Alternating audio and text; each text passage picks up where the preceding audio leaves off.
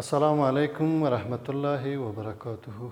ګرانو زده کوونکو، په دې هیله چې روغ صحت او سلامت اوسئ، پیل کوو د نن ورځې په لوست باندې.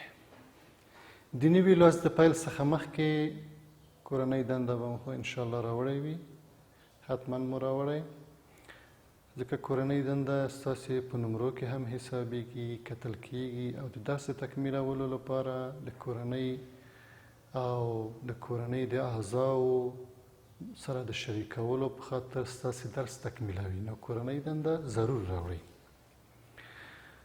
همدارنګه ستاسې تیر لوست د څه شي په هکله و ګرانو زده کوونکو؟ تاسې په تیر لوست کې د نباتاتو اساسي برخې ولوستلې. نباتات کوم اساسي برخې لري؟ درې اساسي برخې لري، چې ریښه دی، ډنډر یا ساقه دی او پاڼې دي. همدارنګه په ریښه کې موږ او تاسو ولوسته چې ریښه د نبات د کلک ساتلو، د ذخیروي موادو د تجمع لپاره، همدارنګه د اوبو او د غذایي توکو یا منرالونو د انتقال لپاره مهمه دنده په نبات کې لري.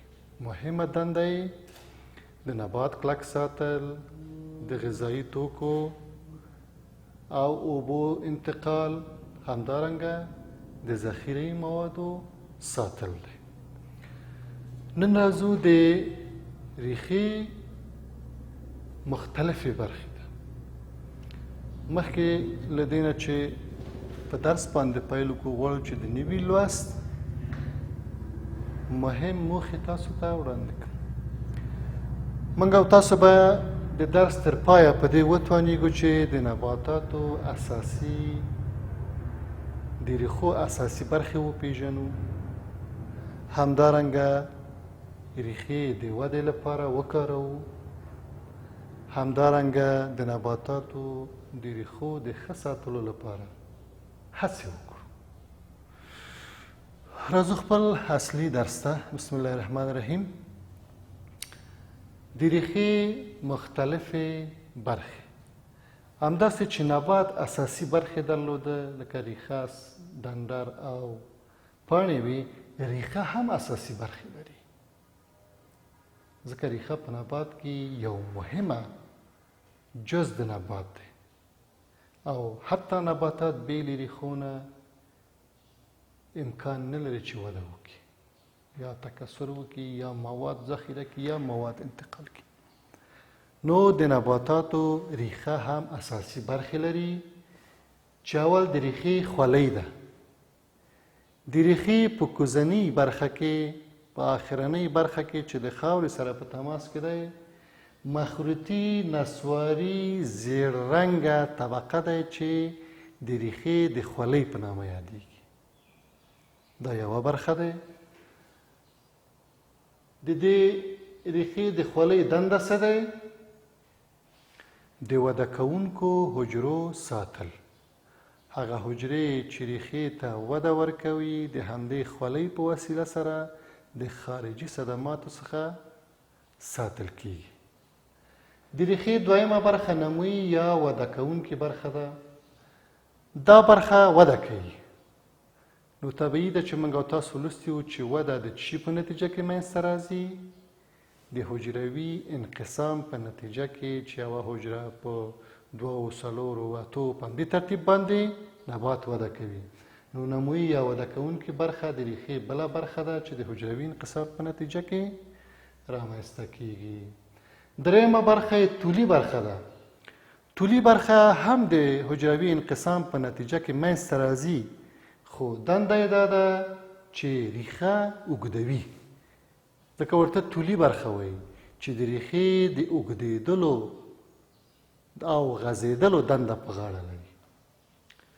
څلورمه برخه د ریښې د حجرو د بیلولو برخه ده، چې دا برخه په دې برخه کې انتقالي انساج په واضح شکل سره ښکاري، او تاسې پوهیږئ چې انتقالي انساج د اوبو، او د غذایي توکو او منرالونو د انتقال دنده په غاړه لري.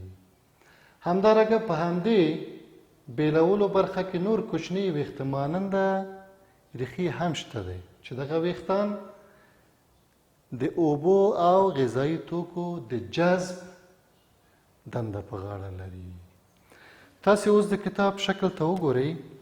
په دې انځور کې په ډېر واضح شکل سره د ریښې دغه څلورې برخې ښکاري. ګرانو عزیزانو، د ریښې دغه وروستنۍ برخه چې په سور رنګ باندې دی، دا د ریښې خولۍ ده چې ریښه له خارجي صدماتو څخه ساتي. ورپسې دغه برخه د طولي برخه ده چې دا ریښه د ریښې د ودې او د پراخېدو لپاره د حجروي انقسام په نتیجه کې دا رامنځته کیږي. ورپسې دغه برخه چې په نسواري رنګ باندې تاسې ګورئ، دا د حجرې د بیلولو برخه ده. په دې برخه کې زایلم او فلویم مشخص کیږي، او چې زایلم او فلویم تاسې پوهیږئ چې د غذایي توکو انتقال نبات او د نبات څخه شیره بیرته د نبات نورو برخو ته د دې دنده پر غاړه لري. همدارنګه په همدې برخه کې نور ویښته ماننده ریښې شته، لکه دغه تاسې ګورئ چې دا د غذایي توکو او اوبو د جذب دنده پر غاړه لري. ګرانو زده کوونکو، تاسې نن څه ولوسته؟ د ریښې اساسي برخې. ریښه کوم اساسي برخې لري؟ څلور اساسي برخې لري چې د ریښې خولۍ ده چې د نبات مخروطي نسواري ژیړ رنګ دی او نبات ساتي، خصوصا هغه حجرې چې وده کوونکې حجرې دي د ساتلو دنده پر غاړه لري. همدارنګه نمویي یا وده کوونکې برخه هغه برخه ده چې د حجروي انقسام په نتیجه کې رامنځته کیږي، نمو کوي. طولي برخه دا هم همغه نمویي برخې سره متصل پروت دی چې دا نبات د نبات ریښې ته طول ورکوي، لویوي یې، اوږدوالی ورکوي ورته. همدارنګه د حجرو د بیلولو برخه دی چې په دې کې انتقالي نسجونه په ډېر واضح شکل سره ښکاري چې د غذایي توکو د انتقال دنده په غاړه لري. او په همدې برخه حجروي بیلولو برخه کې نور ویښته ماننده تارونه هم شته دی چې دا د اوبو او منرالونو غذایي توکو د جذب دنده په غاړه لري. دا اوس تاسې د نن ورځې لوست. په راتلونکي کې به انشاءالله د نبات بله اساسي برخه چې هغه ډنډر یا ساقه ده تر څېړنې لاندې به ونیسو. دا اوس تاسې د نن ورځې لوست. اوس مو کتابچې خلاصې کوئ، د کورنۍ دندې کتابچه او کورنۍ دنده ولیکئ.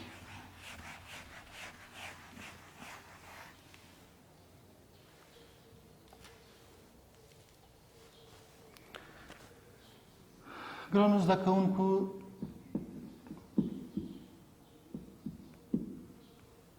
تاسې به ریښه ترسیم کړئ او د ریښې مختلفې برخې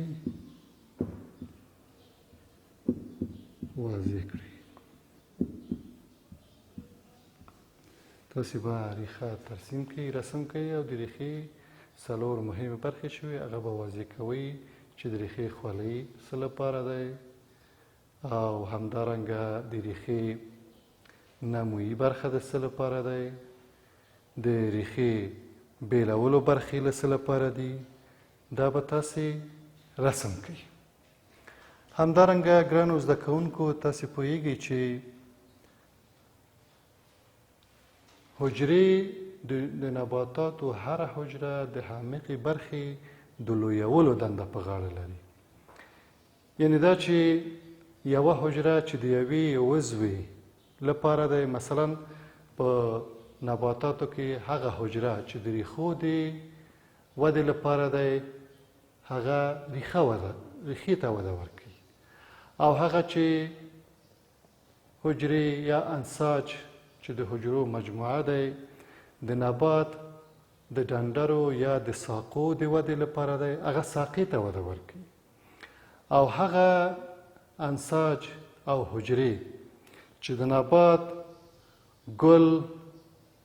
ګلپاڼې، کاسبرګ او د ګل جنسي اعضاو ته وده ورکوي هغه همغه ته وده ورکوي. یعنې حجرې په مجموع کې او انساج خاصتا د خپلې برخې غړي ته وده ورکوي.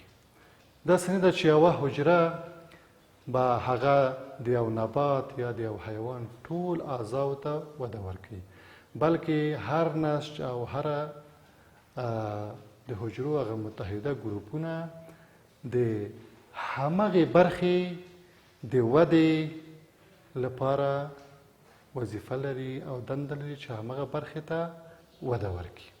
نو ځکه په نباتاتو په ریښه کې هم د نباتاتو د ریښې خولۍ حجرې یوه دنده لري چې د ساتلو دنده لري، نمویي برخه یې د نمو دنده لري، همدارنګه طولي برخه یې د نبات د ریښې د لویولو اوږدولو برخه لري، همدارنګه د بیلولو برخه یې چې پکې زایلم و فلویم دی هغه د نباتاتو د غذایي توکو د جذب دنده لري. دا اوس ستاسې د نن ورځې لوست نور مو په لوی الله سپارم. د خدای